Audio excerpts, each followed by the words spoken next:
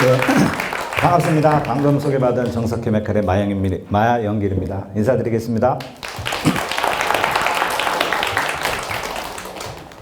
네, 제가 오늘 여러분들한테 말씀드릴 내용은 제목은 운전을 보다 안전하게 하는 차선 이야기라는 제목을 붙였는데요. 저희가 이제 부모님들께서는 운전을 하시지만 아주 어린 우리 학생들은 아직은 운전을 하지 않지만 길에서 차선을 아마 많이 보셨을 거예요. 그런데 단순히 그냥 차선이 차선으로만 볼 게 아니고 그 이면에 또 다른 많은 이야기들이 좀 있는 것 같아요. 그것은 어려운 얘기는 아니고 그냥 우리가 상식적으로 그렇구나라는 정도 이렇게 좀 준비를 했습니다. 제가 어디서 이렇게 강의를 하면 대부분 다 저랑 비슷한 일을 하시는 분들 앞에서 다 강의를 해봐서 얘기가 좀 아주 어려운 그런 용어들이 좀 많이 나오는데 오늘은 이제 그렇게 해서는 안 될 것 같아서 가능한 한 이제 쉽게 설명을 해보겠습니다만은 혹시 좀 어려운 단어가 나오고 이래서 잘 이해가 안 되는 부분들은 그때 질문하시면 제가 다시 쉽게 좀 설명을 해드리겠습니다. 먼저 저희 회사를 잠깐 소개를 한번 드리겠습니다. 저희 회사는 전라북도 완주군에 소재하고 있고요. 직원이 한 200명 정도 되고 작년에 매출이 840억에서 아직 1000억이 좀 안 된, 올해 지금 1000억을 목표로 좀 하고 있는 회사고요. 1976년도부터 저희 업을 좀 진행을 하고 있습니다. 전국에 6개 지점을 좀 운영을 하고 있고요.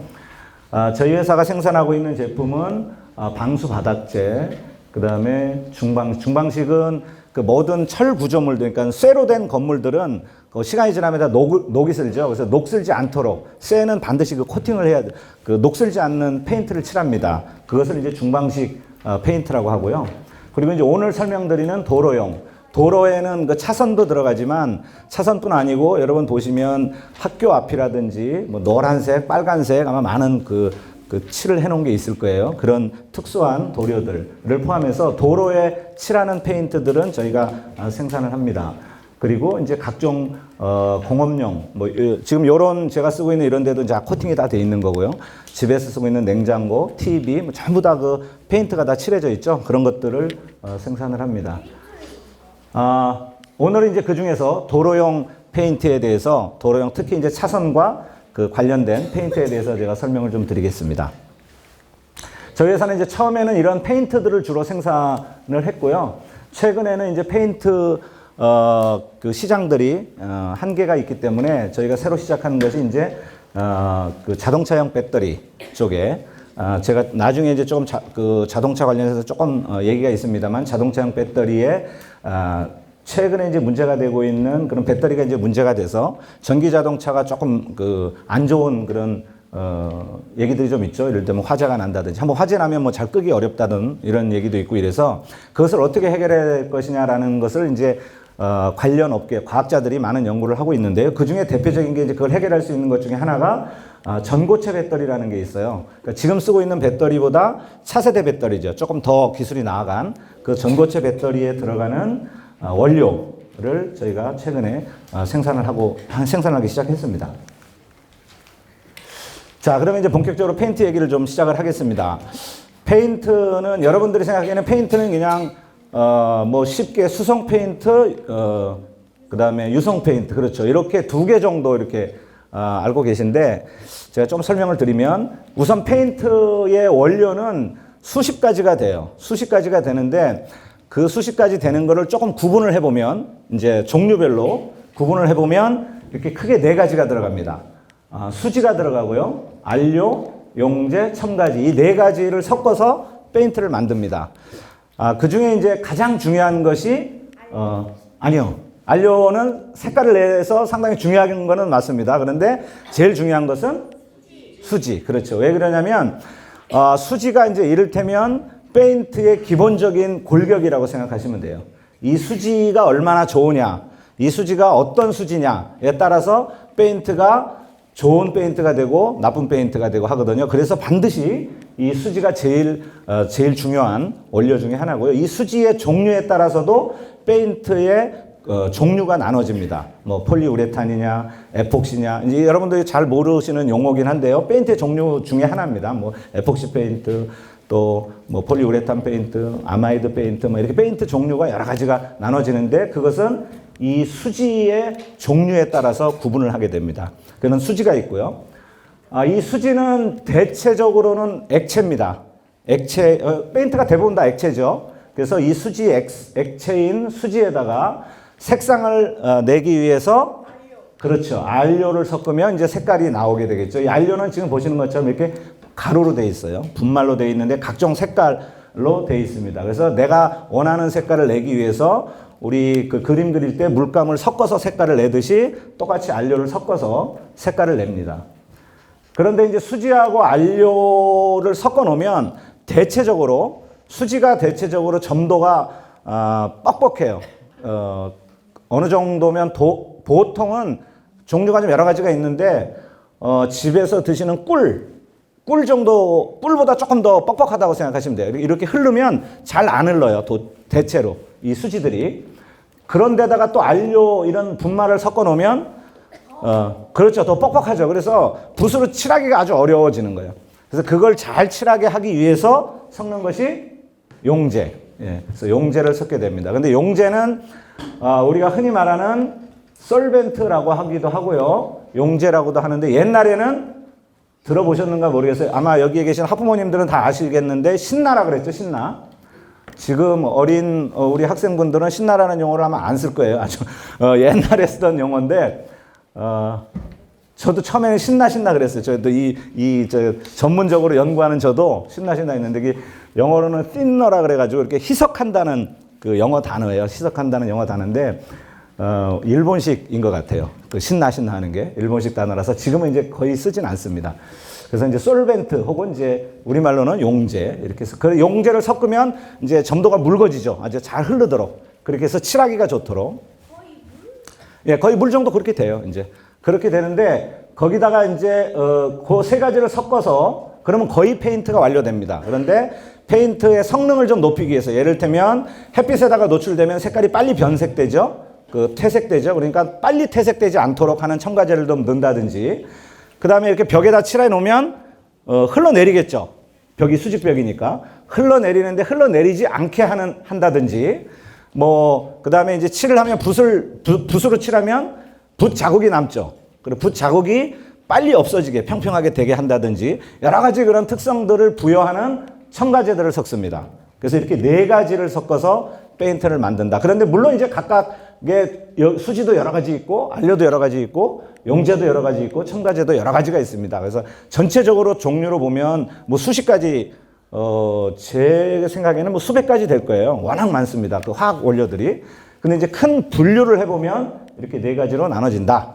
이것을 기본적으로 페인트가 이렇게 구성된다라는 것을 알고 시작을 하겠습니다. 그리고 수지는 아까 말씀드린 대로 대체로 액체입니다. 그리고 좀 점도가 뻑뻑한 액체인데 여기는 그런데 액체뿐 아니고 고체 수지도 있어요. 고체 수지도 있어서 제가 이따가 설명을 드리겠지만 고체로 페인트를 만들면 페인트 자체가 고체죠. 그러니까 우리가 흔히 알고 있는 페인트는 뚜껑을 열면 흘러내리죠. 액상이죠. 그래서 붓을 칠하는데 분말로 된 페인트도 있어요. 그런 페인트는 조금 이따 설명을 드리겠습니다. 그렇게 되어 있고요. 그 다음에 이제 용제는 말씀드린 대로 솔벤트, 그러니까 점도를 묽게 하기 위해서 섞어주는 것이 이제 솔벤트인데 대체로 유기용제죠. 휘발성 유기. 그래서 위험하죠. 이건 불 붙이면 금방 불이 붙는 그런 유기용제로 되어 있는데 반면에 그러한 유기용제를 안 쓰고 물을 쓰는 경우가 있어요. 물을 쓰면 그 페인트를 수성 페인트라 그러죠.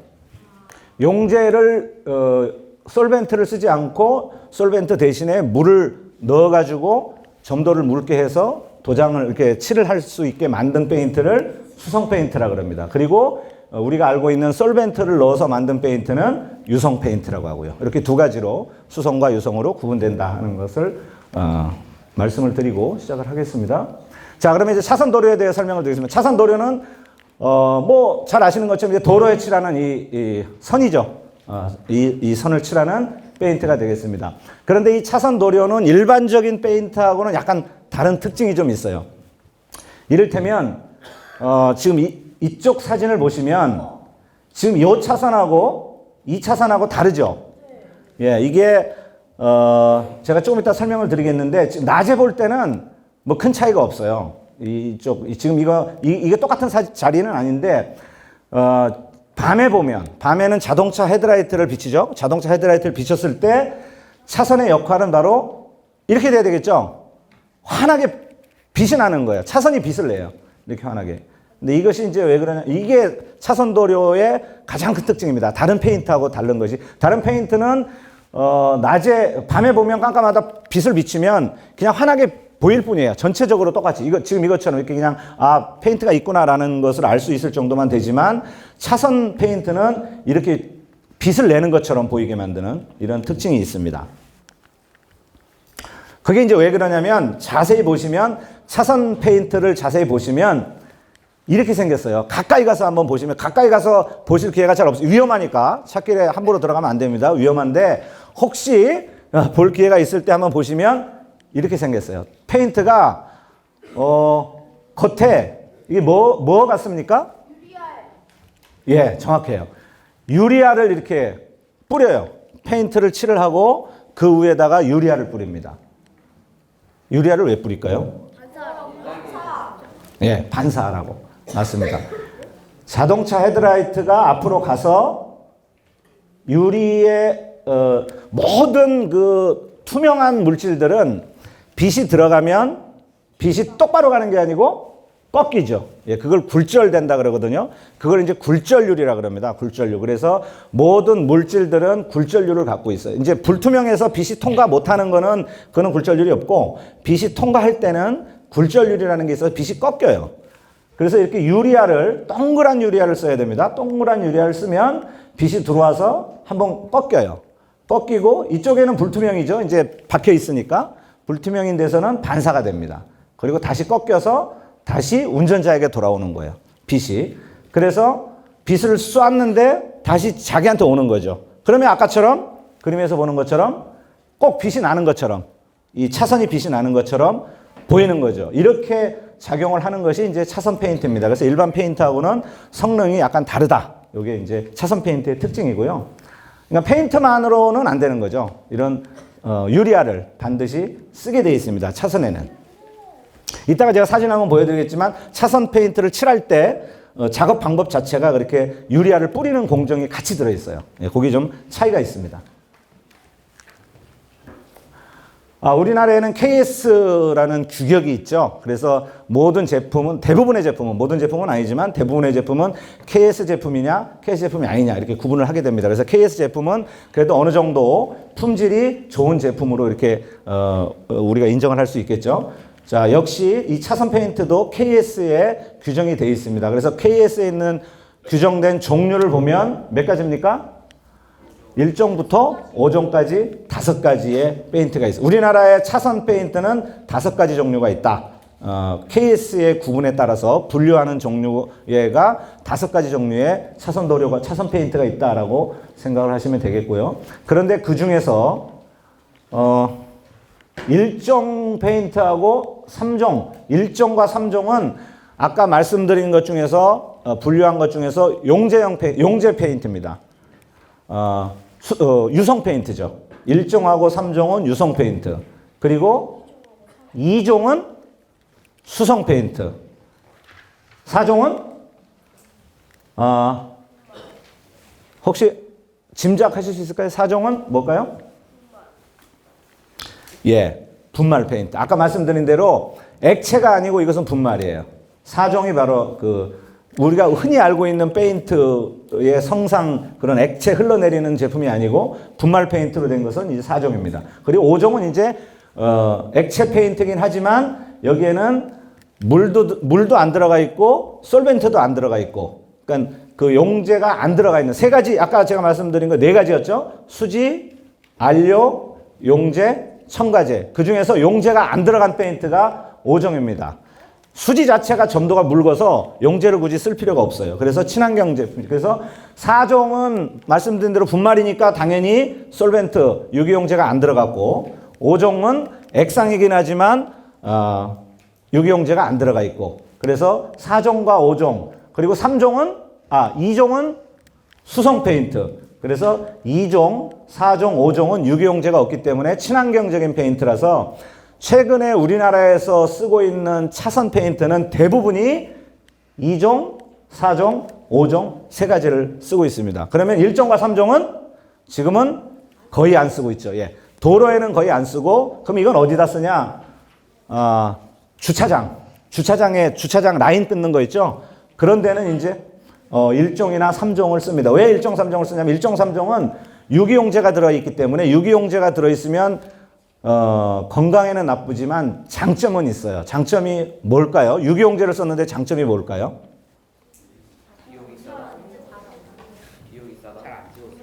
비용이 싸다.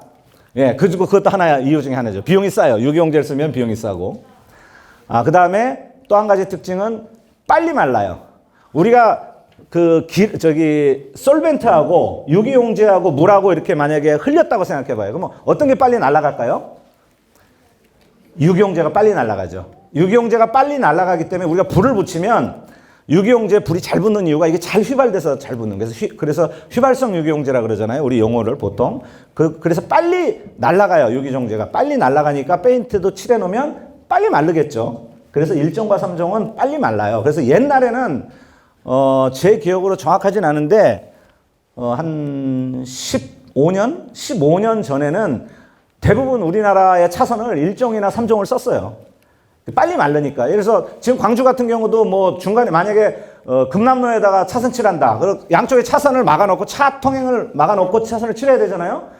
근데 차량 통행이 엄청난데 그걸 막아놓고 막 1시간 동안 막 차량 막아놨다. 난리가 나는 거죠. 빨리 통행을 시켜야 돼. 그러려면 빨리 말라야죠. 그래서 1종, 3종을 많이 썼는데 이제 지금은 환경 문제가 너무 크니까 유기용제를 쓰면 환경 문제가 너무 크니까 1종, 3종은 지금은 이제 거의 안 쓰고 대신 그렇게 시내에서 빨리 차량 통행을 해야 될 곳에는 4종을 씁니다. 4종은 아까 말씀드린 대로 분말 페인트이기 때문에 분말 페인트를 어떻게 칠할까요? 물에다 섞어서? 스프레이. 분말입니다. 분말. 가루. 가열해서. 예, 정확해요. 가열을 하면 이게 녹죠. 분말이니까 가열하면 이게 수지, 여기에도 이제 그 분말 수지가 들어있으니까 이걸 가열해요. 그래서 가열하면 녹으면 그 녹은 걸 도로에다 칠해요. 그러면 어떻게 되겠어요? 그러면 이 뜨뜻할 때 이것은 액상인데 녹았는데 칠하면 바로 식어버리겠죠. 차가운 땅바닥에다 칠했으니까 식으면 바로 굳어버리는 거예요. 그러면 뭐 마르는 시간 뭐 이런 개념이 없는 거죠. 그냥 칠하면 거의 동시에 그냥 굳어버리는 그런 게 있어서 시내길에서는 아주 최적입니다. 이걸 칠하면 차량 통행을 오랫동안 잡아놓지 않아도 빨리빨리 칠할 수가 있어요. 그래서 대부분 도시 안에서는 지금은 거의 대부분 4종을 칠합니다. 혹시 여러분들 길거리에 다니시다가 차선 칠하는 그런 작업하시는 분들 차를 보면 엄청 큰 차가 하나 있어요. 큰 차가 있고 조그만 차들이 몇 개가 따라다녀요. 큰 차에서 뭘 하냐? 저걸 녹이는 거예요. 큰 차에서 그걸 녹여요. 그래서 보면 막 이렇게 연기 같은 게 막 나는 게 좀 보실 수 있을 거예요. 그 작업하시는 걸 보면 자세히 보면. 그래서 이걸 녹이는 거예요. 큰 차에서 녹여서 작은 차로 받아갖고 쭉 긋는 거죠. 예, 그게 시내에서 이제 이렇게 하고, 그 다음에 2종하고 5종은 4종에 비해서 4종은 이제 녹여야 되기 때문에 녹이는 시간이 필요해요. 그리고 다 녹인 다음에 이게 걸쭉하게 녹으면 칠하니까 아무래도 작업 시간은 조금 더 걸립니다. 근데 2종하고 5종은 일반 우리가 알고 있는 그냥 페인트예요. 그러니까 그냥 스프레이로 쫙 하면, 그러면 속도가 엄청 빠르겠죠. 스프레이 차에다가 얹어갖고 스프레이 얹어가지고 차로 막 달리면서 그냥 쫙 뿌리는 거예요. 그러니까 이거는 속도가 작업 속도가 빨라요. 그래서 국도라든지 또 고속도로 이렇게 아주 장거리를 칠해야 될 때, 이럴 때는 이제 4종 갖고는 좀 힘들어요. 왜냐면 이걸 녹여갖고 막 받아갖고 이렇게 하려면 시내 좁은 도로에서는 가능하지만 넓은 도로에서는 좀 어렵죠. 그래서 2종과 5종은 국도나 고속도로에 대부분 많이 쓰고요. 그 다음에 시내길은 4종을 쓴다. 그리고 1종, 3종은 지금은 거의 안 쓰고 일부 주차장에만 적용한다. 이렇게 사선 페인트는 그렇게 되어 있습니다. 이건 지금 제가 설명드린 내용들을 다시 한번 정리한 거고요. 넘어가겠습니다. 요게 이제 그 1종, 3종, 지금은 거의 안 쓰는데, 요렇게 요 스프레이 장비예요. 요게 조그만 스프레이 장비고, 여기가 이제 페인트 통을 요 싣고 스프레이 이렇게 끌고 가면서 스프레이를 하는 거죠. 예. 근데 지금은 이제 이렇게 주차장이나 이런 데는 이제 이렇게 이걸 쓰는, 건조가 빠르니까, 빨리 마르니까 이걸 좀 쓰는데, 도로에는 지금은 쓸 수가 없어요. 법으로 아주 못 쓰게 해놨어요. 근데 환경적으로 안 좋으니까. 그래서 이거는 지금 거의 안 씁니다. 그리고 이것은 이종 페인트. 아까 말씀드린 2종은 수성 페인트입니다. 수성 페인트이기 때문에 친환경적이긴 한데 건조 속도가 조금 늦고, 또 수성 페인트의 가장 큰 단점이 뭘까요? 페인트 중에서 수성 페인트와 유성 페인트를 구분했을 때, 네. 잘 번져요. 잘 번진다고. 네, 오케이. 그것도 하나의 이유가 될 수 있는데, 근데 번지는 거는 기술적으로 우리 저 기술자들이 많이 노력을 많이 해서 많이 개선을 했어요. 그래서 많이 번지진 않는데, 수성 페인트의 가장 큰 단점. 비 오면 잘 지워져요. 응? 잘 안 말라요. 오케이. 그것도 하나의 단점이고요. 그보다 더 큰 단점. 비 오면? 예, 비 오면 작업이 안 되겠죠. 아주. 비에 뭐 섞여버릴 테니까. 예. 그 다음에? 빨리 지워진다. 수성 페인트가, 옛날에는 수성 페인트가 좀 약했어요. 그래서 빨리 지워지는데 지금은 이제 기술들이 많이 자꾸 발전해서 수성 페인트도 유성 페인트만큼 아주 잘 안 지워지도록 많이 좀 기술이 올라가 있습니다. 가장 큰 단점은 뭐겠어요? 물이 들어있으니까 겨울에 안 되죠. 얼어버려요. 겨울에는 작업을 못 해요. 수성 페인트는 겨울에 작업을 못 한다고 생각하시면 돼요. 그게 가장 큰 단점이라서, 예를 들면 한 12월 달, 뭐 한 1월 달, 2월 달에 급하게 차선을 꺼야 된다.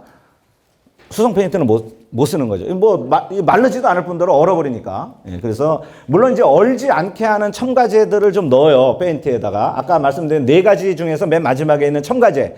그 중에 잘 얼지 않게 하는 것도 넣긴 넣거든요. 페인트에. 그래서 쉽게 얼진 않지만 그렇더라도 겨울에는 작업하기가 어렵겠죠. 그래서 수성 페인트의 가장 큰 단점입니다.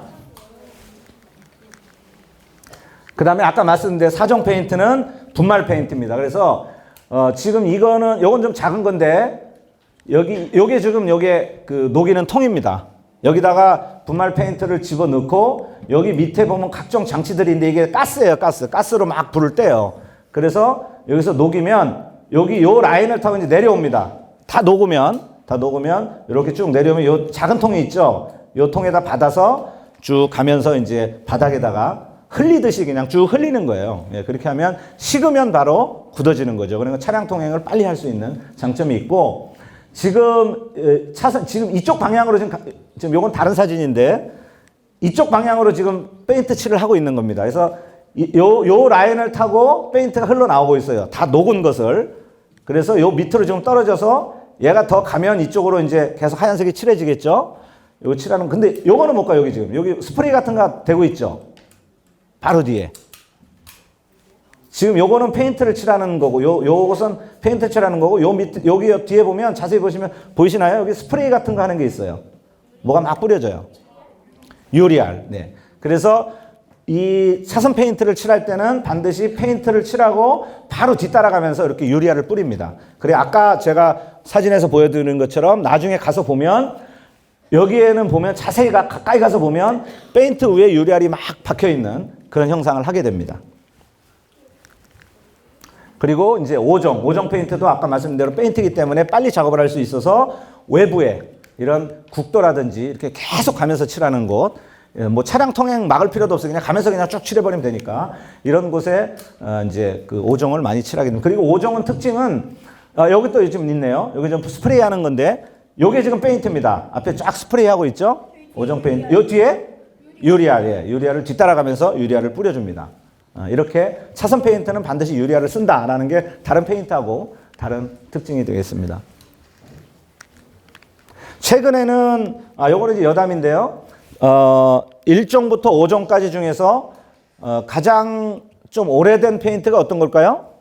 1종과 3종이겠죠. 그죠? 그건 이제 처음 나와서 지금은 이제 사라지는 페인트고, 그러면 가장 나중에 개발된 페인트가 어떤 걸까요? 5종이겠죠. 우리가 딱 생각해 보면 가장 나중에 개발됐다는 얘기는, 그렇지, 가장 좋다는 거죠. 5종이 가장 좋아요. 품질이 가장 좋고, 이거 한번 칠해 놓으면 오래 간다는 거죠. 잘 안 벗겨지고. 그런데 단점은 뭘까요? 비싸. 예, 좋은 것은 비싸요. 싼 것은 나빠. 그게 이제 경제 논리입니다. 그래서 그러다 보니까 국가에서도 당연히 비싼 거 많이 치라고, 좋은 거 많이 치라고 싶죠. 좋은 걸 많이 치라고 싶지만 예산이 한정돼 있으니까 무조건 좋은 것만 치랄 수는 없고 경우에 따라서 여기는 특별히 5종을 써야 된다면 조금 비싸지만 5종을 쓰고 또 여기는 조금 뭐 차량 통행도 많지 않고 하니까 조금 싼 걸 쓰자 하면 2종을 쓰고 뭐 이렇게 되는 겁니다. 그 다음에 이제 요거는 차선은 아닌데, 유도선입니다. 유도선. 우리 운전을 하시는 그 부모님들께서는 아마, 엄청 편리하다는 걸 아마 요 최근에 느끼실 거예요. 유도선. 그래서 유도선도 규정이 있습니다. 이렇게 색깔, 분홍색, 연녹색, 녹색 이렇게 돼 있어서 칠하는 걸 보면 이렇게 중앙선 쪽에 가까운 쪽은 녹색. 그 다음에 중앙선에서 먼 쪽은 분홍색. 이렇게 대부분 다 그렇게 칠해져요. 그 규정이 이렇게 돼 있어요. 그래서 안쪽에는 녹색, 바깥쪽에는 분홍색. 그래서 내가 주로 이제 우회전 나가는 길들은 대부분 이제 이 분홍색으로 안내돼 있고요. 그 다음에 좌측으로 가는 쪽은 대부분 녹색으로 되어 있습니다. 녹색 아니면 약간 연녹색. 근데 보통 이제 녹색을 많이 쓰죠. 이렇게 세 가지로 그 규정이 돼 있어서 최근에 이거는 그 도로공사에서 우리나라에서 개발을 해서 지금 적용을 하고 있고요. 상당히 획기적인 아이디어로 아주 이슈화되고 있는 그런 제품이죠. 아주 운전하시는 분은 아주 편리하게 만들어 놓은 그런 겁니다. 이제 네? 제가 했으면 좋았을 텐데 저는 이거는 못했고 한국도로공사에 계신 분이 이걸 개발을 했어요. 그러니까 페인트는 저희가 만듭니다. 저희가 만드는데 이런 시스템을 처음에 개발한 거는 우리나라의 한국도로공사라는 그 회사가 있습니다. 한국도로공사에 이 도로를 관리하는 회사거든요. 거기에 근무하시는 분 중에 한 분이 이걸 개발을 하셨으니까 아이디어를 내신 거예요. 아이디어를 내갖고 진짜 잘 만들었죠. 근데 이게 여담인데 이걸 처음에 만들었을 때는 이걸 칠할 수가 없어요. 왜? 법에 없으니까. 아니 법에는 이 차선만 칠하게 되는데 길 한바닥에다 막 이렇게 그 칠을 하겠다는 거예요. 그러면 이걸 처음 제안한 분 입장에서는 이렇게 하면 안전할 것 같아. 그래서 해보자 하는데 이걸 승인하는 사람 입장에서는 어떻게 했어요? 규정이 없는데, 법에 없는데 막 칠하겠다고 하는 거예요. 그러니까 어떻게 하겠어요? 당연히 반대했겠죠. 그래서 이걸 그 반대를 무릅쓰고 우여곡절 끝에 하여튼 칠을 했는데 아주 요즘 표현으로 대박이 난 거죠. 그래서 지금은 거의 전국에 모든 도로가 다 좀 칠을 하고 있죠. 그래서 지금은 이제 규정이 생겼어요. 법에도 아주 이렇게 칠해라 라고 규정이 생겨서 자연스럽게 칠을 하고 있습니다. 여기는 비드는 유리알은 안 들어갑니다. 여기에는 유리알은 안 들어가고 그냥 페인트만. 왜냐하면 이거는 자동차가 밟고 하는 것이 아니고 차선은 요 사이에 있는 차선은 유리알이 들어가는데 여기는 유리알은 안 들어가고 그냥 색깔만 이렇게 내는 페인트입니다. 자, 그 다음에 이제 아까 페인트의 종류는 그렇게 되어 있고요. 그 페인트의 종류하고 상관없이 페인트를 어떻게 칠하냐, 어떻게 시공하는 방법에 따라서 이제 조금 그 다른 여러 가지 그 방법들이 좀 있어요. 이를테면 이렇게 칠하는 그 차선 페인트가 있고요. 그냥 우리가 흔히 알고 있는 차선 페인트죠. 그런데 이제 최근에는 아마 운전해 보신 분들은 아실 거예요. 차를 타고 가다 보면 차선을 이렇게 밟았을 때 차가 막 흔들려요. 드드드드드 흔들리는 경우가 있어요. 그거는 왜 그러냐면 이렇게 차선에 이렇게 돌출되어 있어요. 차선들이 이렇게. 아니면 돌출된 거 아니면 이렇게 차선 자체가 그냥 울퉁불퉁해요. 차선 자체가 이렇게 차선 시공을 이렇게 하는 거예요. 그냥 울퉁불퉁하게. 이렇게 깨끗하게 안 하고. 물론 이렇게 울퉁불퉁해도 유리알은 들어갑니다. 유리알은 써야 됩니다. 반드시 차선에는 유리알을 쓰니까. 왜 이렇게 할까요? 그거 빗물 고여가지고 미끄러지지 말라고. 미끄러지지 말라고. 그것도 하나의 원인이 될 수도 있지만 그거보다 더 배수 기능도 맞아요. 있습니다. 빗물이 잘 빠지도록 하는 것도 있는데 가장 큰 이유는 이겁니다. 지금 이 그림인데 보시면 이렇게 울퉁불퉁하게 이제 차선을 해 놓으면 비가 오면 빗물이 이렇게 잠기잖아요. 그러면 보통 이렇게 평평한 것은 전체가 장기죠. 아까 제가 처음에 차선 페인트를 설명드릴 때 유리알이 반드시 들어가야 되고, 유리알이 들어가는 이유가 빛이 들어갔다가 다시 운전자한테 돌아와야 된다. 그래야 차선이 환하게 보인다라는 설명을 드렸죠.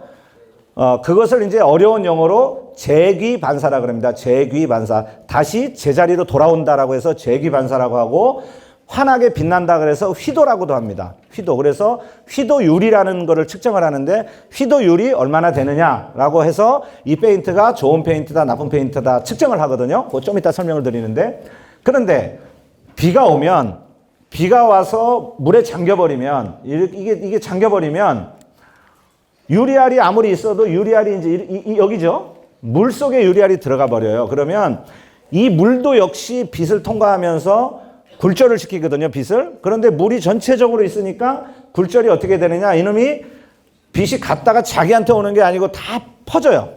갔다가 절로 가고 뭐 일로도 가고 절로도, 빛이 산란돼 버려요. 다 퍼지면 어떻게 됩니까? 그게 보입니까? 사람한테? 안 보이죠. 그래서 비 오는 날은 차선이 잘 안 보이는 거예요. 특히 야간에는 이 주간에는 뭐 이렇게 빛이 있을 때는 그나마 조금 물 때문에 잘 안 보이긴 하지만 그나마 좀 나은데, 야간에는 라이트를 비춰도 빛이 다 퍼져버리니까 물 때문에, 그래서 안 보이는 거죠. 그래서 차선은 이렇게 비가 오는 날에는 그래서 잘 안 보이는 겁니다. 그런데 이제 이걸 해결하기 위해서 이걸 연구하시는 분들이 여러 가지 아이디어를 내는 거죠. 그 중에 하나가 이제 시공 자체를 이렇게 하는 거예요.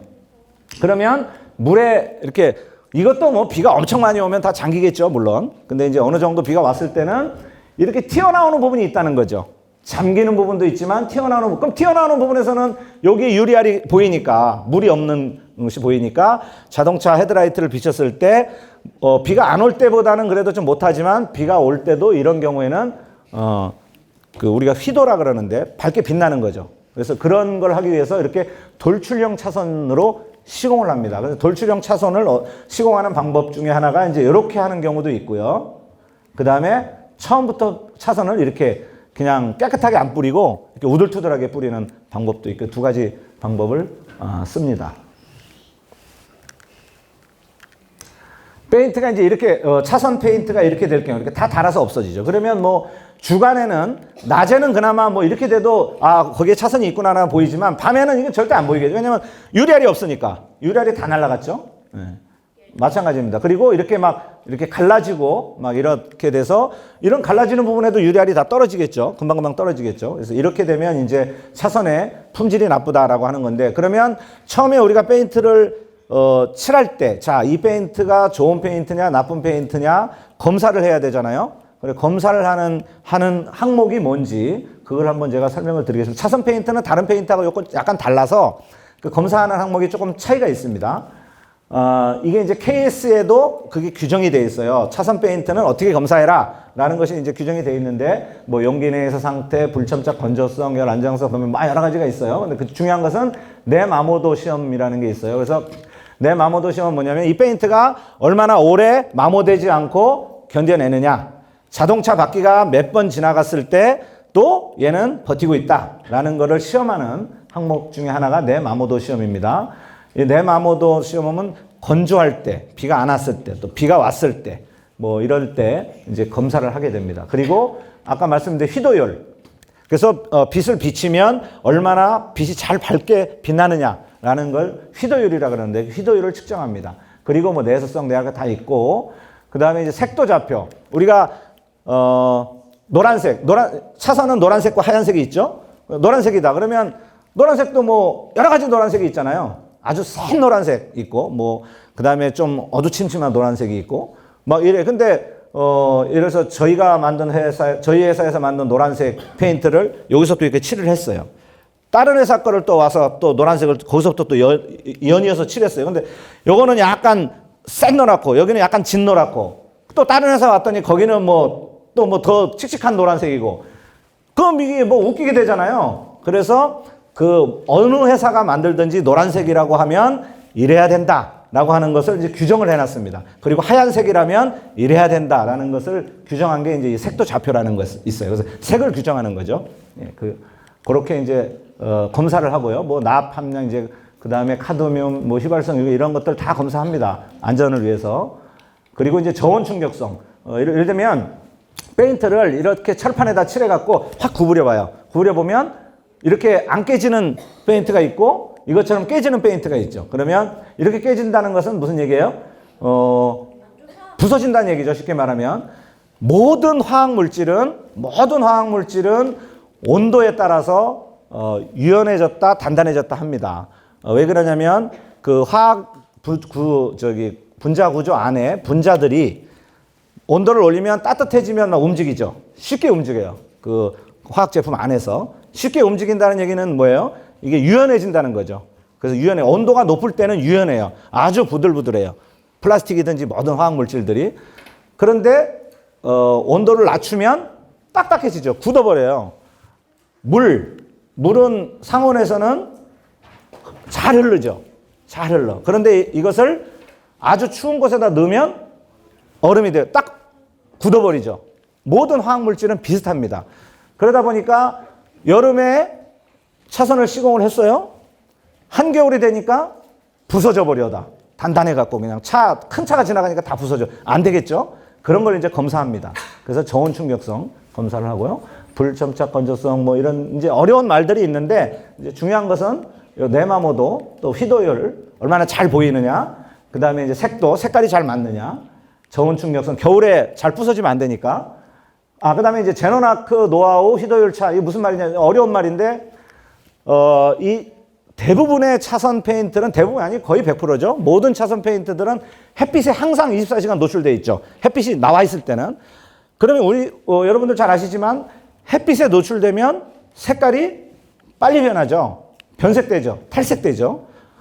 그러니까 탈색이 얼마나 빨리 되느냐 그걸 검사하는 겁니다. 근데 뭐 보통 차선 페인트들이 1년, 2년 동안 칠을 하는데 그 1년, 2년 동안 놓고 볼 수는 없으니까 검사를 해갖고 이게 좋다라고 판정이 나야 칠을 하는데 이거를 1년, 2년 후에 칠합시다, 검사합시다 이렇게 할 수는 없잖아요. 그래서 그걸 이제 빠른 속도로 보기 위해서 촉진 시험을 하는 겁니다. 그래서 이를테면 태양빛을 엄청나게 막 쐬는 거죠. 막 1년치를 다 쐬버리는 거예요. 그 도료에다가, 페인트에다가. 그래갖고 어떻게 되는지를 보는 거죠. 이제 그게 이제 제노나크 노하우 휘도율차라는 항목입니다. 이렇게 촉진 시험을 하는 그런 내용입니다. 그렇게 이제 차선 페인트는 검사를 한다. 그리고 이 검사를 다 통과해서 최종적으로 나온 결과가 좋은 페인트구나 막 하면 오케이 합격 칠하세요. 이제 그 칠을 하게 되는 거죠.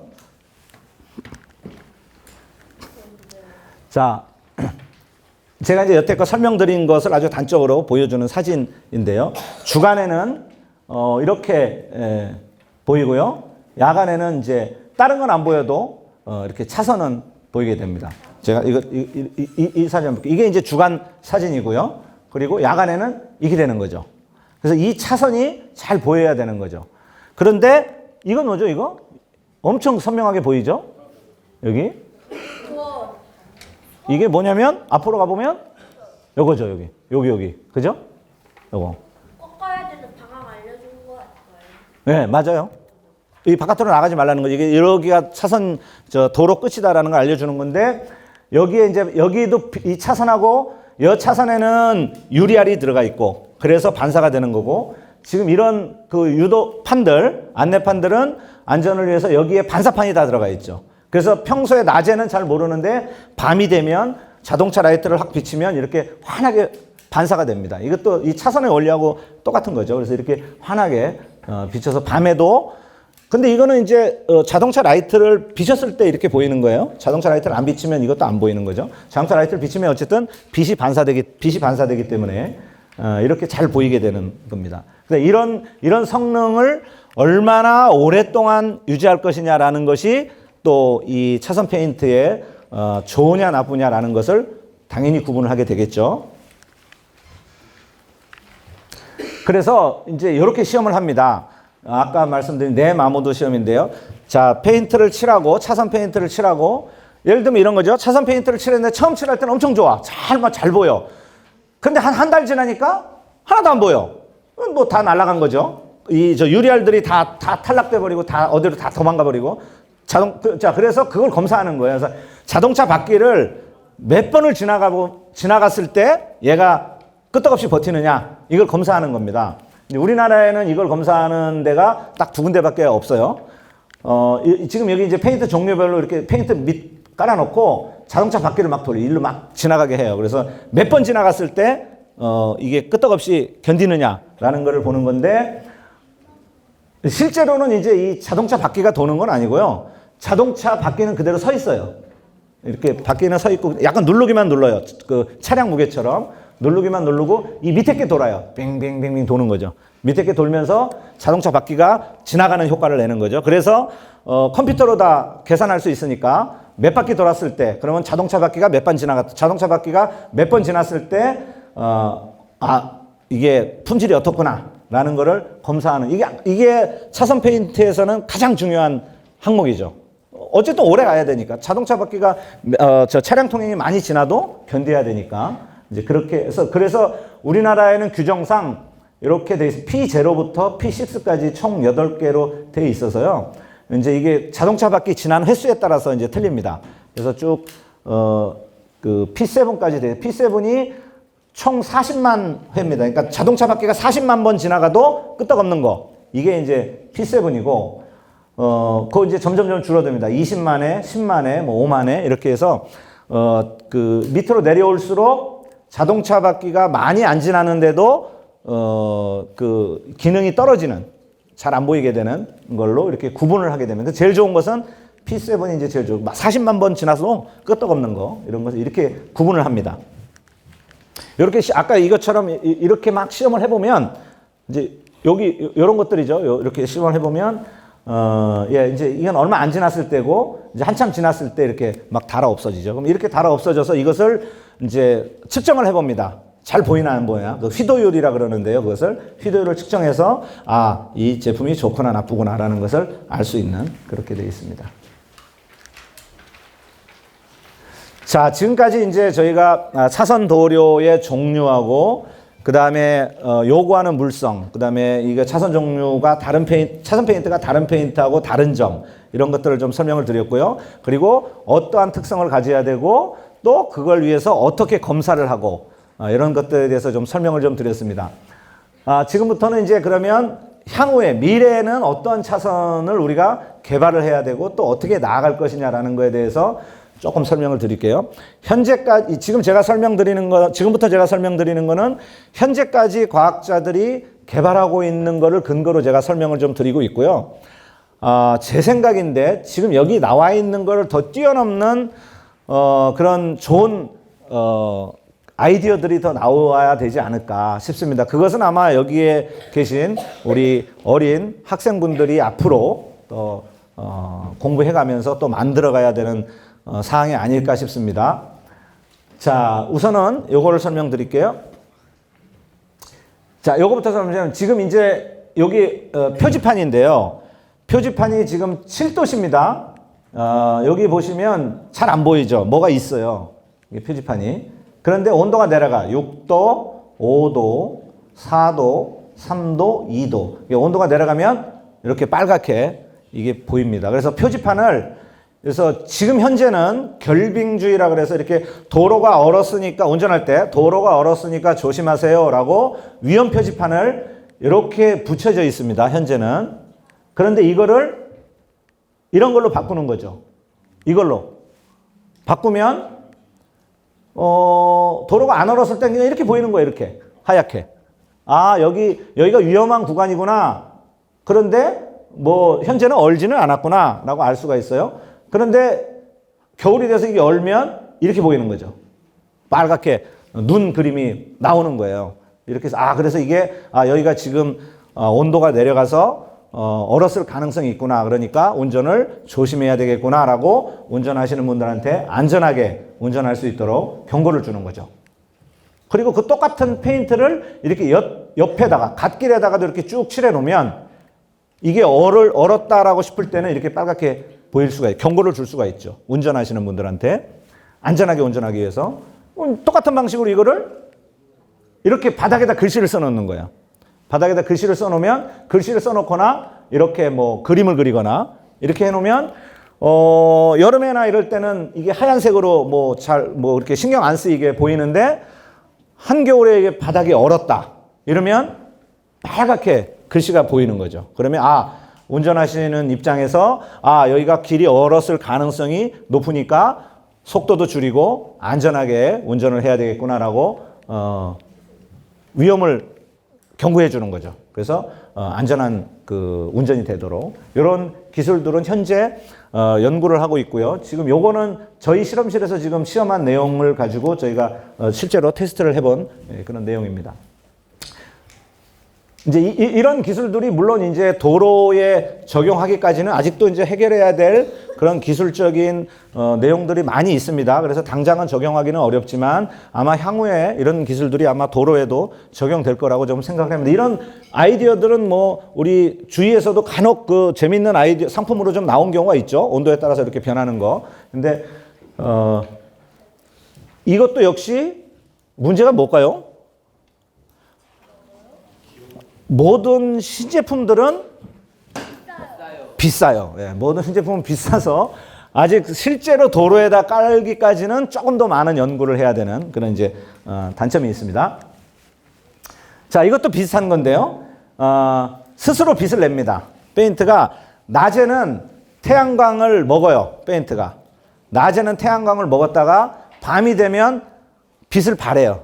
빛을 먹었던 빛을 다시 토해내. 그래서 예를 들면 이런 거죠. 이게 지금 이거는 실제로 저희 회사 제품 가지고 좀 제가 시험 시공을 저희가 해놓은 건데요. 낮에는 그냥 이렇게 일반적인 페인트처럼 보여요. 문제없이. 그런데 해가 조금 질 때 되면 이렇게 좀 빛을 약간 내기 시작하죠. 그리고 조금 더 해가 완전히 지면 지금 여기 구분이 지금 완벽하게 안 되는데요. 요게 이제 한 30분 정도, 그 다음에 여기 일몰 2시간 정도에 좀 더 어두워졌을 때 이게 저절로 빛이 나오는 거예요. 이렇게. 그리고 이쪽 편에는 지금 이쪽 편에 여기도 전체를 다 칠한 게 아니고 이게 워낙 값이 비싸서 일반 차선에다 끝에만 살짝 칠한 거예요. 그래서 우선 이제 성능을 보려고 이게 되는구나 안 되는구나 하는 거 보려고 요 끝에만 살짝 칠한 거죠. 그래서 좀 얇죠? 얇게 보이는데 어쨌든 해가 지면 이렇게 보인다라고. 그럼 이런 것들은 뭐 예를 들면 자전거 도로라든지, 그러면 자전거 타는 분들이 안전하게 자전거를 탄다. 아니면 그 산책로라든지 이런 데 이제 적용하면 아주 좋겠죠. 그러면 이 가로등이 없어도 저절로 이 빛을 내니까 우리가 안전하게 길을 걸어갈 수 있도록 해주는 기술인데, 지금 이건 저희 회사 안에, 공장 안에, 실험실 안에다가 칠해 놓은 건데 아주 선명하게 잘 보이죠. 지금 여기 보시면 이게 문을 닫아 놓은 건데 요 바깥에는 지금 대낮이에요. 지금 여기 빛이 막 들어오죠. 그래서 이 실험실 안에다가 이걸 칠해 놓고 모든 창문 다 닫고 문을 닫아 본 거예요. 이렇게. 근데 제가 이걸 문을 열어 놓고 한번 사진을 찍었어야 했는데 그 사진은 지금 여기에 못 넣는데, 이걸 문을 열어 놓으면요 이 페인트가 잘 안 보여요. 그냥 페인트가 칠했나 뭐 이렇게 돼요. 그런데 문을 다 닫고 창문 다 닫으면 이렇게 선명하게 이게 보이는 이런 그 기능을 가집니다. 이제 이런 것들도 지금은 이제 개발 단계지만 조금 기술이 더 올라가고 가격도 조금 내려가고 하면 여러 가지 적용하는데 쓸 수 있을 것 같아요. 지금도 이거 일부는 쓰고는 있습니다. 이제 가격이 워낙 비싸서 여러 군데 쓰진 없는데, 예를 들면 어디냐면 지하실에, 그러니까 지하철 같은데 일부 이걸 적용을 해서, 만약에 지하철에서 무슨 문제가 생겨서 정전이 된다든지 이러면 깜깜하잖아요, 지하실은. 그러면 이제 이거밖에 안 보이는 거죠. 이게 쫙 유도선이 보이는 거예요. 그러면 그걸 따라서 대피해라라고 하는 걸로 일부는 적용되고 있는데 워낙 비싸서 차선에는 아직까지는 적용하지는 못하고 있습니다. 자, 그 다음에 이건 이제 아주 재밌는 아이디어인데요. 앞전 소재라는 게 있습니다. 뭐냐면 이런 이 고분자 물질인데요. 이걸 잘 만들면 얘를 누르면 충격을 망치로 때리거나 발로 밟거나 손으로 누르면 거기서 그 힘에 의해서 전기가 생산돼요. 그러한 그 기술들이 있습니다. 그래서 지금 요거는 우리나라의 키스트라는 그 연구기관에서 지금 시험적으로 한 건데, 이렇게 도로에다가 그러한 제품을 깔아요. 이렇게 깔아놓으면 자동차가 지나가면 자동차 바퀴에 의해서 전기가 생산되는 거죠. 그리고 이제 이것도 한양대 한양대학교에서 교수님이 이제 실험을 하신 건데요. 이렇게 깔아놓고 차가 지나가게 했을 때 전기가 생산되는 것을 한번 보는 거죠. 아직까지는 이제 지금 이것은 그 종류가 약간 틀린 그 생산하는 그 전기를 생산하는 그런 제품입니다. 그래서 이거를 도로에 까는 시범 가능성을 보기 위해서 시범적으로 이렇게 한 거고요. 근데 앞으로는 어떻게 진행될 것이냐면 이것이 이렇게 이건 좀 이제 복잡합니다. 이렇게 땅도 좀 파내고 그다음에 거기다가 이제 설치를 좀 하고 뭐 이렇게 좀 해가서 시공하는데 좀 복잡해요. 그런데 이제 앞으로는 그게 아니고 지금 이것처럼 이렇게 지금 우리가 많이 하고 있죠. 그런 위험 보호 구역이라든지 미끄럼 방지라든지 이렇게 한 것처럼 그냥 페인트 칠하듯이 칠을 하는 거죠. 쭉 칠을 하면 페인트처럼 칠을 해서 차량 미끄럼도 방지시키고 안전도 보호하면서도 차가 지나가면 전기를 생산할 수 있는 이런 기술들을 지금 연구들을 하고 있습니다. 이거는 아직은 상용화되진 않았고요. 이렇게 해서 실제로 도로에 뭐 그냥 지금도 이런 것은 다 칠하니까 그래서 칠을 했을 때 전기가 생산되는 것을 가지고 이렇게 한쪽에서 모아놨다가 배터리를 하나 갖다 놓고 모으면 되겠죠. 생산될 때마다 모아놨다가 야간에 이렇게 뭐 안내판이라든지 위험 표지판이라든지 이런 거에 쓸 수 있는 이런 기술들도 지금 현재 연구하고 있다라는 것을 좀 말씀을 드리겠습니다. 그래서 이것도 아마 조만간 실질적으로 도로에도 적용되지 않을까 싶은 생각이 좀 듭니다. 자, 그 다음에는 이제 그 자율주행 관련한 건데요. 지금 현재 자율주행 물론 이제 학자들에 따라서 약간 의견 차이는 있습니다. 자율주행이 조만간 완벽하게 될 것이다. 그거는 조금 어려울 것이다. 이제 학자들 간의 의견 차이는 있지만 전반적으로 보면 자율주행이 이제 되겠죠. 지금 제가 세종시에 살고 있는데요. 세종시에서는 지금 벌써 대전역에서부터 세종의 오송역까지 그 노선버스가 운행되고 있습니다. 자율주행 버스가 세 종류가 3개 노선으로 운행되고 있어서 많지는 않지만 하루에 몇 개씩 이렇게 운행을 하고 있어요. 실제로 돈 받고 그 운행을 하고 있어요. 그래서 근데 그거는 이제 일정한 그 구간만 왔다 갔다 하는 거죠. 그 자율주행 버스가 구간만 왔다 갔다 하는데 향후에는 이제 뭐 내가 차에 타서 어디 가자 찍찍찍찍 눌러놓으면 지가 혼자 막 이렇게 가는 그런 기술도 이제 언젠가 나오겠죠. 근데 이제 그 자율주행 기술에서 이제 가장 지금 현재까지 기술로 보면 여기 이제 카메라가 있습니다. 그래서 차에 카메라가 되게 많아요. 자율주행 버스는 자율주행 차는 카메라가 전방도 찍고 후방도 찍고 막 이렇게 찍어서 차선을 보는 거죠. 어쨌든 차가 가려면 차선이 있어야 되잖아요. 이렇게 넓은데 차선이 없으면 뭐 차들이 뭐 지멋대로 가다 보면 막 사고도 나겠죠. 그러니까 반드시 차선이 있고 그 차선을 따라가야 되는데 차선을 따라가려면 차가 차선을 봐야 되겠죠. 그래서 이런 카메라가 있어요. 카메라가 찍어가면서 차선이 여기 있구나 그걸 따라가요.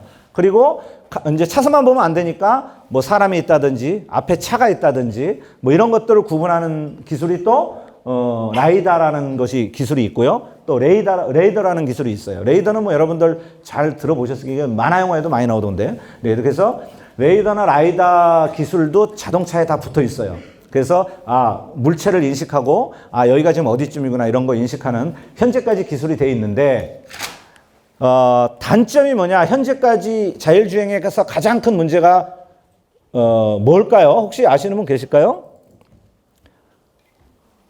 뭐냐면 눈이 왔어요. 차선이 다 덮여버렸어. 안 되는 거지.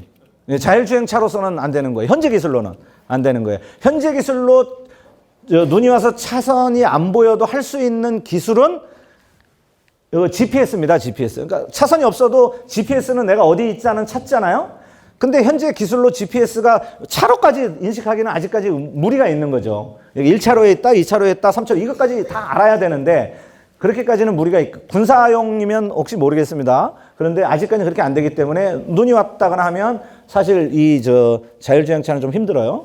그리고 이제 해가 질 때 저쪽 정면에서 해가 막 비쳐요. 그러면 자동차 카메라에서 그걸 차선을 보고 찍어가면서 가는 중인데 앞에 막 역광이죠. 말하자면 햇빛이 쫙 비쳐. 그러면 읽기가 좀 어렵거든요. 이제 그런 경우에 그러면 어떻게 할 것이냐라는 것을 지금 이제 그 연구들을 하고 있습니다.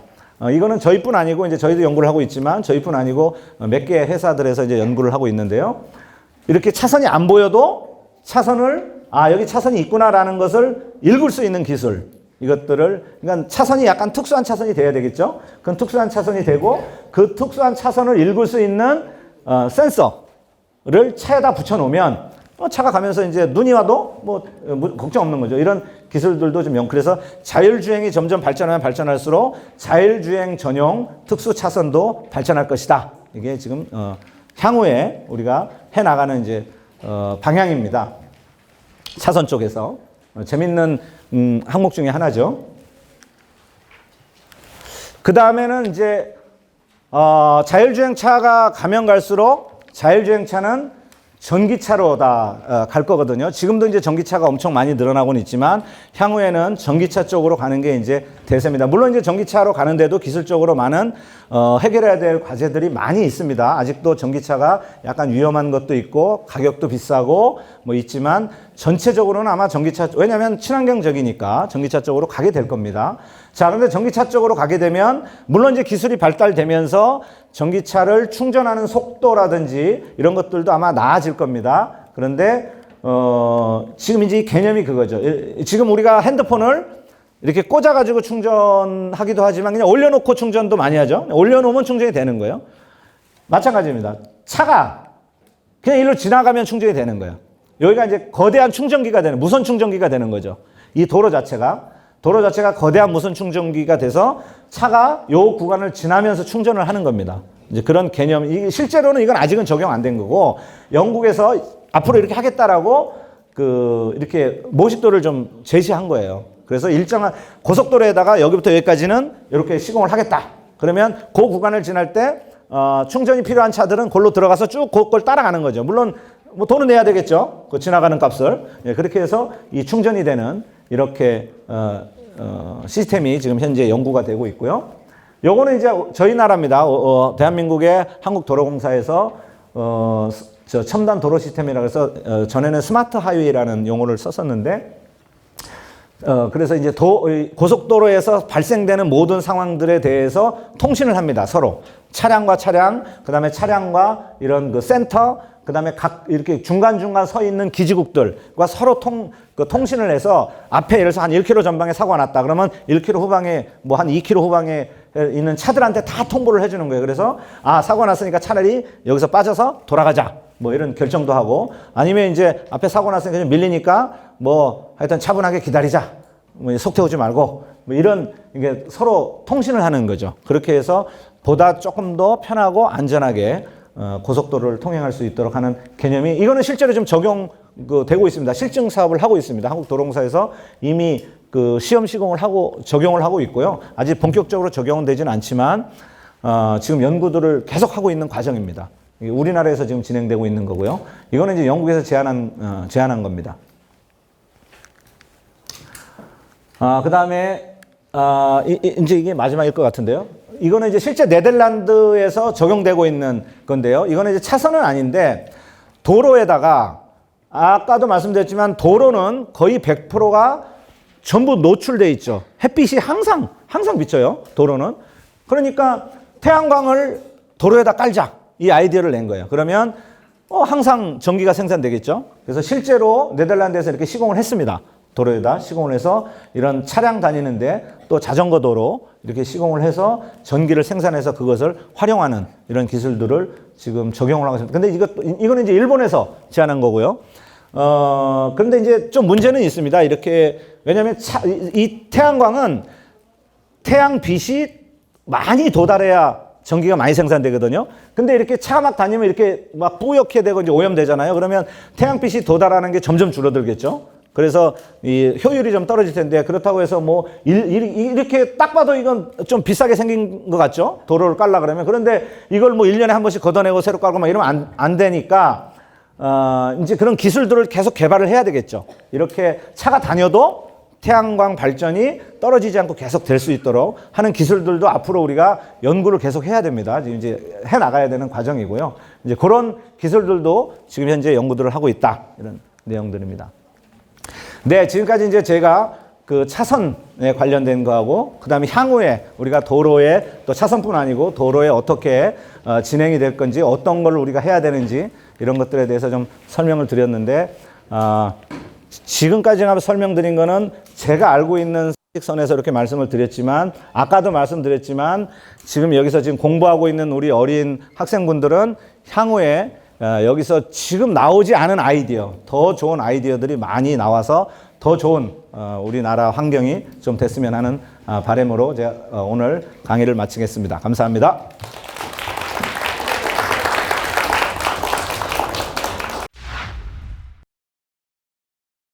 그 1종이랑 3종 페인트가 있다고 하셨잖아요.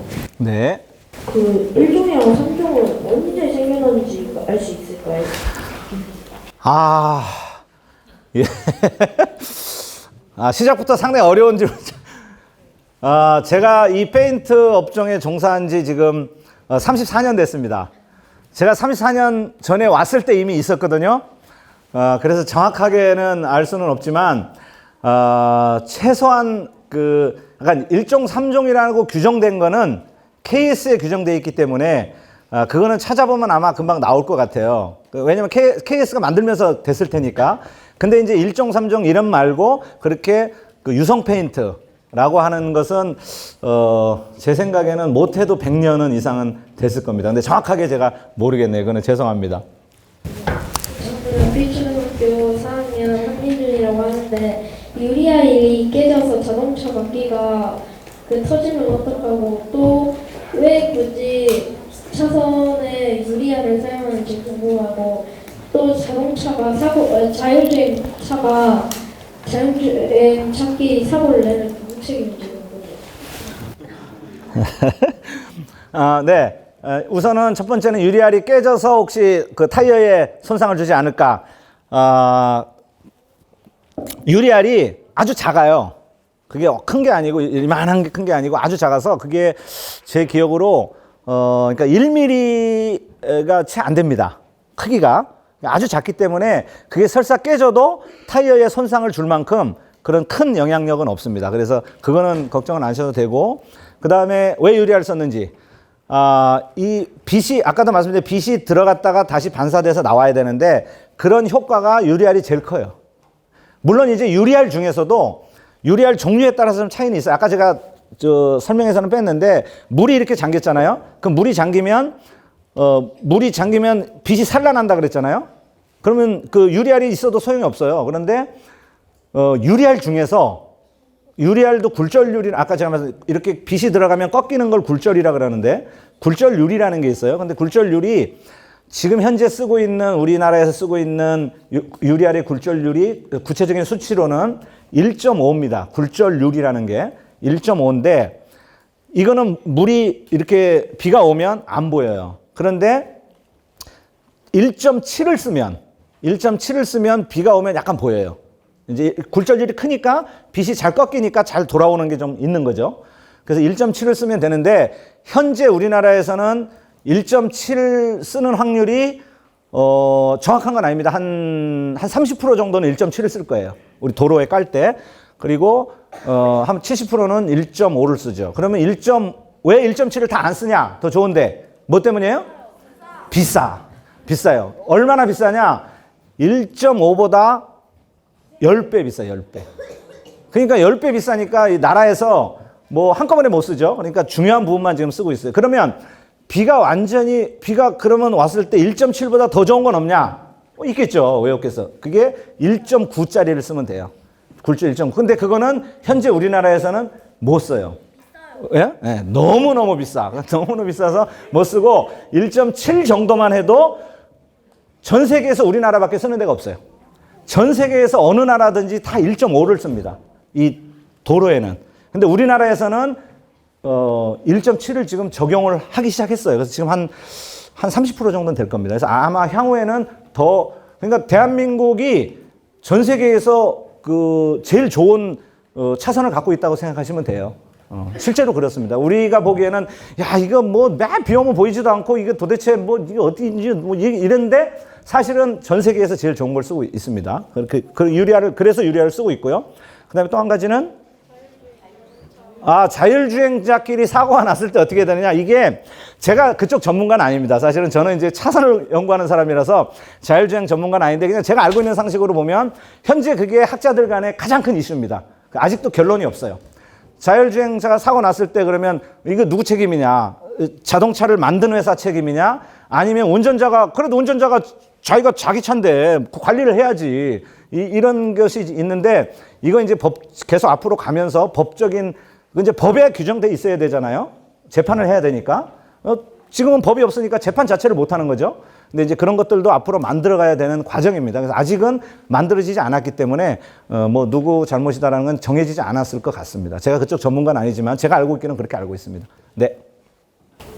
수원초등학교 5학년 5반 김도현인데 도로랑 도료의 차이는 레이더랑 레이다의 차이는 뭐지? 도로하고 도료. 그 얘기예요? 네. 도료는 용어가 좀 어려운데요. 도료는 그 페인트를 말합니다. 도료는 페인트를 말하고 도로는 아시죠? 도로 그 차 다니는 길 그걸 도로라고 하고요. 그다음에 도료는 이제 한문으로 돼 있어서 그런데 페인트는 영어고 우리나라 말로 하면 도료라 그러죠. 이제 그 두 개가 차이가 있습니다. 이해되셨나요? 네. 또 이쪽 레이더는 이제 저도 그쪽의 전문가는 아니고요. 레이더하고 라이다는 차이가 뭐냐면 레이더는 전파를 쏘는 게 틀립니다. 레이더하고 라이다 전파 자체가 그러니까 모든 전파는 파장이 있잖아요. 그래서 레이더는 파장이 좀 커서 멀리 가면서 물체가 있다 없다 정도를 봐요. 근데 라이다는 파장이 좀 작아요. 그래서 돌아오는 것도 정확하게 돌아와서 이 물체가 어떻게 생겼다 정도를 볼 수가 있어요. 그래서 이게 차다, 사람이다라는 거를 구분하기가 라이다를 쓰면은 보기가 좋아요. 근데 어떻게 써요? 비싸. 그래서 라이다를 잘 못 쓰고 우리가 전기 자동차 회사로 제일 유명한 데가 어디죠? 혹시 아세요? 테슬라에서는 라이다를 쓸까요? 안 쓸까요? 안 써요. 비싸서. 라이다를 안 쓰고 테슬라는 카메라만 써요. 나는 카메라 갖고 다 해결할 수 있다. 그래서 얘들은 카메라를 엄청 연구를 해서 카메라만 써요. 그런데 일반적으로는 자동차 회사들은 다 라이다를 다 씁니다. 네. 페인트를 만들 때 수지를 사용한다고 했는데 페인트 만들 때 빼고 또 사용되는 데가 있는지. 수지는 많이 사용합니다.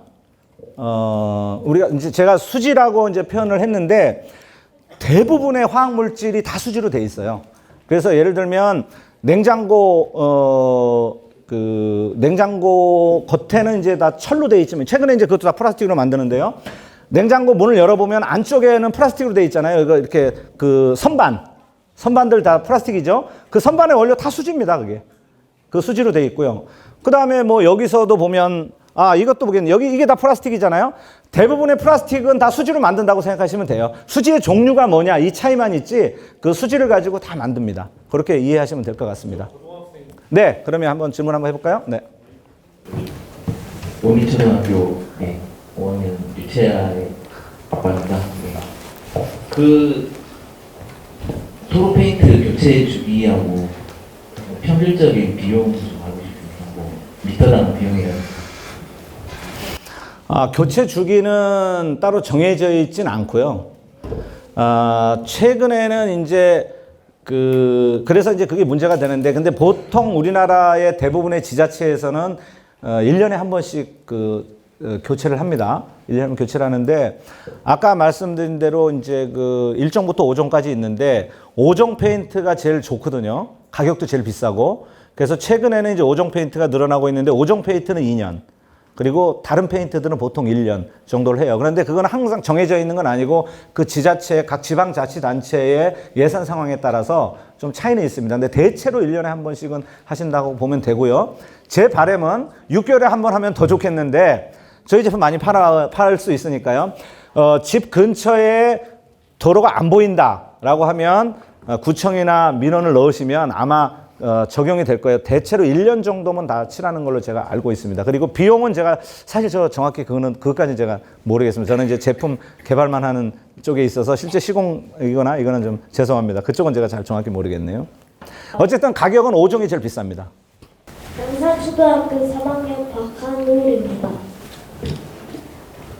그 낮에는 햇빛을 보였다가 밤에 빛내는 보류 있잖아요. 네. 그게 태양이 강해지는 여름이나 아니면 낮이 길어지는 절기 때는 더 많이 흡수되는 건가요? 네, 좋은 질문입니다. 앞으로 과학적으로 진출하시려 그러면 좀 연구 과제 중에 하나가 될 것 같아요. 당연합니다. 그러니까 얘가 빛을 먹었다가 낮에 빛을 먹었다가 밤에 빛을 내거든요. 그러니까 당연히 태양빛이 아주 많은 여름철에는 빛을 많이 먹겠죠. 그리고 밤에 빛을 내는 것도 오랫동안 내고 이게 이제 아직은 지금 성공적이지 않아서 이 빛을 먹었다가 빛이 나가는 게 완벽하진 않아요. 그러니까 예를 들면 처음에 빛을 먹었다가 해가 졌을 때 이게 막 빛을 발하다가 새벽 한 3, 4시 되면 빛이 다 사라져 버려. 낮에 먹은 게 별로 없으니까. 예, 그래서 빛을 많이 먹으면 많이 나갑니다. 광주 경신중학교 1학년 문병주입니다. 그 페인트가 1종이랑 3종, 1종부터 5종까지 있다고 했는데 그 중간에 2종이 껴있잖아요. 1종, 3종 사이에. 네. 그러면 3종이 더 최근에 발견이 된 건데 왜 친환경적이지 않은데 3종을 더 2종을 안 써서 3종을 만들어낸 겁니까? 네, 처음에 KS를 만들 때는 5종이 없었습니다. 5종이 없어서 이제 마지막에 생긴 5종이 가장 최근에 만들어진 페인트고요. 1종부터 4종까지는 사실은 순서는 없습니다. 1종부터 4종과 순서는 없고 다만 처음에 그 KS를 만들 때 그냥 편의적으로 그냥 붙인 거고요. 원래는 1종은 유성, 2종은 수성 이렇게 이제 구분을 한 거죠. 근데 3종은 뭐냐면 1종과 3종의 차이가 뭐냐면 1종은 그냥 뚜껑 따서 그냥 칠할 수가 있어요. 그래서 그건 이제 유성 페인트. 그다음에 2종은 수성 페인트. 그냥 뚜껑 따서 칠하면 돼요. 근데 3종은 1종이 이제 쉽게 칠할 수 있다는 얘기는 무슨 얘기죠? 거기에 용제가 많이 들었다는 얘기죠. 그러면 친환경이지 않잖아요. 그래서 용제를 좀 줄이자. 그래서 좀 뻑뻑하게 하자. 만든 게 3종입니다. 용제가 덜 들어가 있어요. 그래 3종이고 그다음에 이제 4종은 분말 페인트. 이렇게 거기에 뭐 순서 그 1종과 4종은 순서는 없고요. 아까 제가 5종 이제 최근이라고 했는데 그 5종만 가장 나중에 와서 KS 다 만든 다음에 나중에 추가된 겁니다. 그렇게 이해하시면 돼요. 안녕하세요. 저 장덕고등학교 1학년 이서진입니다. 저 처음에 정석 케미칼 회사에서 무엇을 하는지 약간 알려주셨는데 정확히 무슨 일을 하는지 궁금합니다. 제가요? 네. 제가요? 아니 그냥 회사에서. 회사에서? 네. 페인트를 제조하는 회사입니다. 제가 처음에 설명드렸는데 페인트 종류가 워낙 많은데 대부분의 페인트를 다 생산하고요. 제일 많이 생산하는 것은 차선 페인트하고 그 다음에 방수 바닥재입니다. 그러니까 육상 트랙에 시공되는 우레탄, 폴리우레탄 트랙 있죠? 육상 트랙 그런 거. 그 다음에 옥상에 보면 요즘은 옥상에 가면 녹색으로 다 칠을 했잖아요. 방수제. 그걸 이제 제일 많이 합니다. 그리고 차선을 제일 많이 하고, 그리고 나머지 이제 종류 페인트들은 다 생산을 합니다. 그리고 이제 최근에 말씀드린 대로 그 배터리, 자동차용 배터리에 들어가는 차세대 배터리, 예, 좀 안전하게 만드는 차세대 배터리에 들어가는 원료들도 최근에는 개발을 해서 생산을 하고 있습니다. 네, 저 서두에도 제가 말씀드렸듯이, 제가 저 강연을 사실은 많이 해보는데요. 강연이라기보다 발표를 많이 하죠. 기술적인 내용들을 가지고 이제 발표를 많이 하는데 들으시는 분들이 대부분은 이 업계에 저랑 비슷한 일을 하시는 분들 앞에서 이제 제가 많이 해봐서, 이렇게 어린 친구분들하고, 해본 적이 없어서 영어의 선택이라든지, 그 다음 설명하는 거는 상당히 좀, 곤혹스러웠습니다. 그런데 이제 잘 들어주셔서 감사드리고요. 제가 이제 바람은 여기 그 광주과학원 또 재단에서, 연구재단에서 하고자 하는 의도도 비슷할 것 같은데요. 우리 젊은 학생분들이 과학에 대해서 조금 더 관심을 가지고 어떻게 내가 나가야 될까, 진로에 대해서도 미리 좀 한 번 더 고민할 수 있는 기회도 좀 되고요. 그렇게 해서 조금 더 우리나라 과학 발전에 기여할 수 있는 우리 젊은 학생분들이 좀 많이 나왔으면 좋겠다 하는 바람을 가져봅니다. 네, 감사합니다.